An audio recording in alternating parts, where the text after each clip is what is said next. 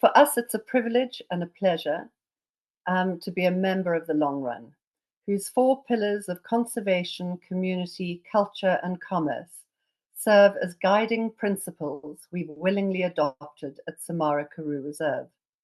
My husband and I fell in love with a part of South Africa that most people had forgotten about or largely ignored. In fact, most of my friends thought that we had rocks in our head when we started buying land in the Great Karoo. But 27,000 hectares, 67,000 acres later, we've been thoughtfully and successfully rewilding a portion of this incredible region. When we first started this work 27 years ago, the word rewilding wasn't even part of the lingua franca of the modern world. We knew a mission as grand as ours required collaboration, so we consulted scientists at Nelson Mandela University who helped us craft our rewilding initiatives, reintroducing the extirpated species of the Great Karoo, which would help us in healing and slowly but surely restoring the land to its natural wonder. All the while coming to realize we were simply part of a great dream of sand parks and the scientists advising us, which is the creation of 3 million acres of land that will drive biodiversity corridors for the benefit of people, of surrounding communities, and the planet at large. The Great Karoo is about 400,000 square kilometers in size, and we sit at its eastern end, a large, fossil-rich center of paleontological importance. Samara has 5 of South Africa's 9 vegetation biomes: mountain grassland, savanna, Afro-montane forest, Nama Karoo, and subtropical speckworm thicket, which forms part of the Maputaland Pondoland Albany thicket, one of the world's 36 global biodiversity hotspots. These are the Earth's most biologically rich, yet threatened terrestrial areas. Before the introduction of goats, there are stories of speckworm thicket on Samara at the base of the mountains, so dense that you could walk on top of it. We deliver ecosystem services to our neighbors and surrounding communities. In other words, natural capital for people and planet. Serving as a magnificent backdrop to our wildlife and flora are the Snowberg Mountains, a vast mountain range which serves as a crucial watershed, providing clean water to our neighbors and surrounding communities.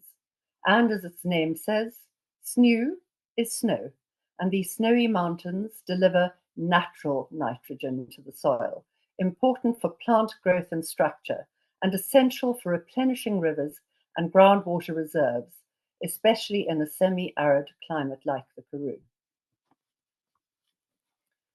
Our challenges are that we have over 1.5 million hectares of degraded land in the Eastern Cape. As it forms part of a biodiversity hotspot, it's rarely worthy of restoration, but that is extremely costly. The Springbok migrations, supposedly one of the largest land-based migrations on Earth, used to occur in our region. It is said that you could not see for the dust for 3 weeks in Graaff-Reinet when the migrations went through. Stopped in its tracks by settlers, guns, and fences. Those beautiful masses of springbok no longer drinking the wind as they pronked across the plains. And beautiful iconic species have gone extinct. The quagga, the Cape lion, the Cape warthog, and the Cape vulture, locally extinct. Poor farming practices with goats particularly, and massive overstocking is causing further land degradation, exacerbated by climate change. And fracking is rearing its ugly head again. We also sit in a presidential poverty node, no opportunities, and total lack of support from government. How do we resolve these issues? Samara's pioneering efforts of rewilding are being adopted in certain areas across the region, using the hugely important preservation of biodiversity as a driving force. We actively restore degraded landscapes with speckworm planting. Being here is not only a privilege, but a responsibility. So, as part of our land restoration initiatives, we invite guests to get their hands dirty and plant a speckworm with us. The speckworm carbon capture rate is between 6 and 10 tons of CO2 per hectare per annum, meaning its active restoration is imperative to undoing the negative effects of excessive carbon dioxide in our atmosphere, and using various methods to deal with erosion. My new favorite machine is a pitter plough. I never thought I'd ever say I had a favorite machine, but it's a remarkable machine which helps us actively expedite the restoration methods of ponding.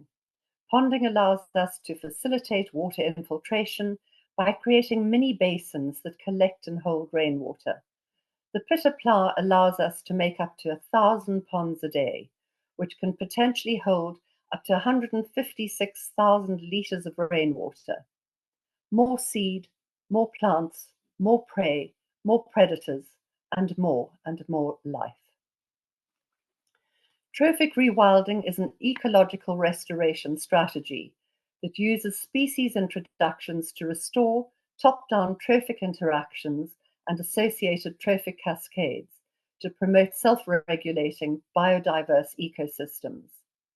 The reintroduction at Samara of the first lion in 180 years and the first cheetah, black rhino, and elephant after 100 years has helped kickstart the trophic rewilding process. We were the first property in South Africa targeted with fracking in 2009 and stood alone with local lawyer Derek Light to legally oppose it. We established that Bundu gas had not followed due process, which created a legal precedent. Had we not fought that initial legal battle, fracking would have gone ahead totally and completely unregulated in South Africa. In 2011, we and other landowners secured a moratorium from government on fracking going ahead. 15 years later, however, the Minister of Mineral Resources and Energy now plans to use 2D seismic data and new airborne magnetic and magnetotelluric technology to map and improve understanding of the regional geology and structure of the South Central Karoo Basin. We, however, remain totally committed to legally opposing fracking, working together with local communities to endeavour to educate and being activists in this process together. We believe that it is so counterintuitive to be endeavouring to pollute for profit, whilst we sit at a critical juncture in terms of climate change. And there are trillions of kilowatts of the sun's natural energy that could be deployed instead. Aside from our conservation efforts, the creation of a tourism business with 3 lodges now employs close on 100 people, and we remain committed to upskilling and developing our people and our communities. In conclusion, through the steps and actions we implement, we are building a sustainability and biodiversity model that not only benefits people and the planet, but also contributes significantly to the United Nations Sustainable Development Goals. This ensures that our efforts lead to long-term positive impacts, creating a balanced relationship between conservation, community, and the environment. The Great Karoo, with its unique and is central to this process. As one of the most significant fossil records of prehistoric life, the region stands as a living archive of Earth's evolutionary journey, from ancient inland seas to the semi-desert landscape we see today. Its legacy continues to shape our understanding of life on this planet, and its present and future importance cannot be overstated in terms of biodiversity, ecosystem services, and climate resilience. By protecting the Karoo and its complex ecosystem, Samara is not only preserving the past, but also helping to secure a sustainable future for generations to come. Thank you.